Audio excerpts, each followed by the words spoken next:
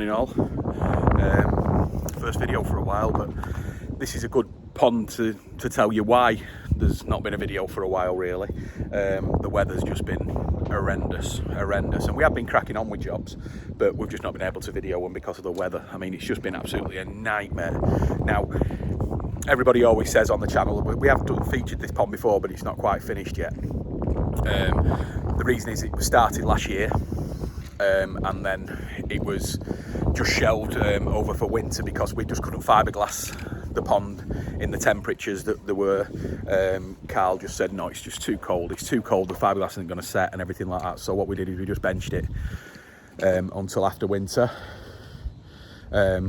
So we've got back on it now and we've managed to get it fiberglassed. Now, a lot of people that on the channel, they always say, oh yeah, you do the out of ground ponds mostly and everything like that. And that's just, of course, a trend. Which is going, but this was one of our first ones that we've done for a long time, which is totally in ground, which again brings its own issues, especially when you're digging down deep. You're going to have the issues with the groundwater. Now, the customer who owns this pond has just built his own property, so it's the house wasn't ready for moving into, so there's been a little bit of extra time, but he did want to get a lot of things sorted out on the pond. Now, one of the major things, because the garden's massive and everything like that, is that machines could come in down the side of the house, which I'll show you in a minute. Let me just show you up here. So we could get any machines down here, it was easy, you know. So, but what happened is that when the house was being built, they got to a certain stage where, let me just show you behind me, you see that where they put the archway there that comes in. Now that needed to be finished for the house, and then that stopped getting pretty much any major machinery back into the garden, which, so we wanted to get the garden done. Now after winter sort of thing, when we started working on it again, groundwater was just coming in like you won't believe. We thought about tanking, we thought about everything else, but you know, the owner obviously wanted to get it done. But so what we did is we've built a big trench, which is down there. We dug it down, and then we had them couple of weeks which was just beautiful, and the pond dried out, no problem.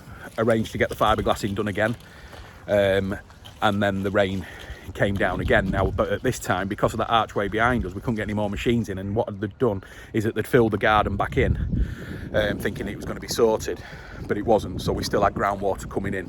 So what the owner did is he absolutely covered it really well, and after a few weeks and clean outs and stuff like that, it was managed to be fiberglass. So, you know, that's the main thing over. But people who do out of the ground ponds don't really have that problem with the groundwater, but this one has been a bit of a nightmare, to be honest with you. You know, luckily the owner's not he's not moved into the property yet, so it's not I mean, he only lives a couple of doors down, but you know, so he's always here, but he just doesn't it's not been that vital.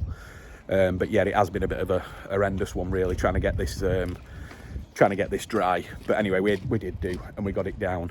But that's definitely one of the things that you've got to think about when you're doing your pond. I mean, we can do, you know, you can build a sump, but like we did with there, just did it out, and when we dug it all out round there, it was great. You know, all the water just went into that gully, down into the field, done. No problem at all, and the pond just dried out instantly. But then some more rain came. It's just been torrential, hasn't it? So it's just been a nightmare. But yeah, but it's really coming on now, and we're at the stage where we're doing the install on the pond. Due to other jobs and everything like that, we're only able to jump on it a day here and a day there. But today it'll break its back, and then that'll be sorted. So now I'll show you the pond itself in a minute.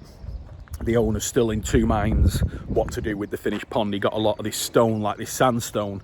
I think he got it off a job, so it didn't cost him anything, but I think he's going off the idea maybe now, so that it's going to be some more talks and chats about what's going to happen with the pond. But let's have a look at it anyway, and I'll show you what we're doing. Right, so this is the pond, guys. It's a biggie. It is a big one. We've got 3 bottom drains.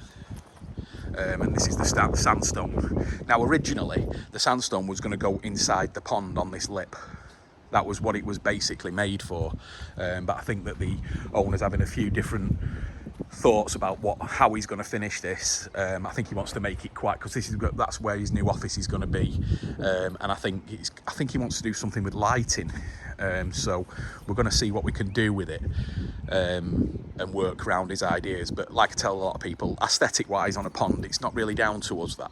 I mean, you know, you build a pond which however you want it to look, and we'll whack the filters on and make sure it works. That's not an issue. So, but like I said, I think there will be a few more conversations about how to finish the pond. Maybe he'll just put some really nice copings around the edging, and leave it like that, which would be fine, whichever way he wants to go with it. So I think he's put these rocks down just to check it out, and then, but we don't know, we're not sure what's going to happen with it. Now he is talking about having a waterfall over the back, which is already pipe, you know, we've put the pipe work in for that just in case that happens. If it doesn't, we'll just recirculate it. The pond's coming in on 6 returns. You've got 3 on that side there, which you can see. Then there's an identical 3 at the other side going in the same direction, you know, making sure that this gets a really good flow around the pond. Circular ponds are great for flow, and they're great for the fish growing as well, so it will look really good. Like I say, it's good to do these videos now, because then when you see the finished project, and I know, because I know what this guy's like, and it will look $1 million when he makes his mind up and decides what he's going to do on it. So we've got the skimmer over there. The drain covers are on. We've got the UVs getting ready to be piped up, and the pumps. Obviously we've got the bead filter in there ready to go on as well, so a nice little workbench for there. So then, now just remember as well, guys, is that the filter level has to be the same as the pond. So the filters have been brought up out of the chamber, and this is going to be covered in a nice box when it's all finished. So now it doesn't look great, but it will do. Got Chris now preparing to get the auto kits onto the Nexuses. And we'll go through the filter system a lot more when it's finished. But yeah, so you've got the 3 drain lines coming in, 1 each going into the Nexus, and then there's the bead on the middle drain. Nice ladders there at the back. All the electrics are in, so everything's pretty much the hard work's being done. So it just needs to be. There is drainage in this pit as well, but yeah, it's looking good, nice and tight, isn't it, Chris? It is going to be a tight one. Get that bead in. Where there's a will, There's a will. There's a relative. yeah. Yeah. So, and actually the actual base of the filter house afterwards is going to be filled up as well with like a flooring that's going to go in there as well, so it will look really smart. There could even be an automatic roof going on that yet. So, but yeah, it's looking really good. Can't wait to get it running now.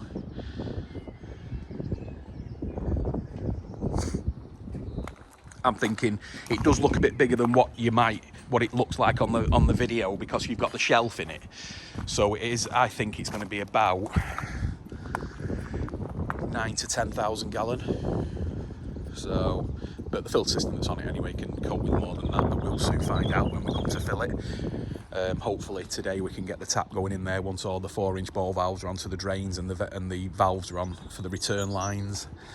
So it's going to be 2 each from the Nexuses, 2 each from the bead, and then the skimmer for now will come. That's the skimmer's been put in for the waterfall, so we will have another outlet of water coming back into the system.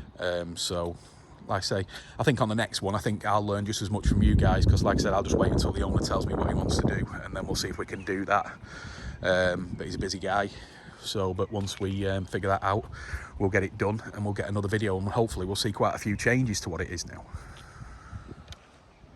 So yeah, so again, this is just, you know, with the issues we've had with this pond being in the water and the weather, which is just still, it's terrible now. I mean, the skies are just going grey now.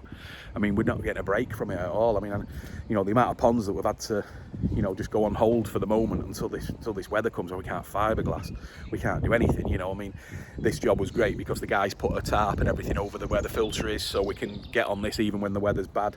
So I think there's today and there's probably tomorrow morning, and that should all be fitted out and finished. So, but it's good. But yeah, so in-ground ponds, maybe this is why you don't see so many of them, you know, these days, because the water level now, you know, especially here, because it's just fields behind us.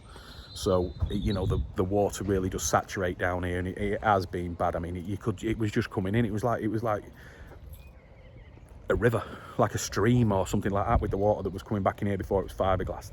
But we managed to get it done. Carl was happy, so that's all good. As long as the fiberglass is happy, we're happy with that. So yeah, it looks great.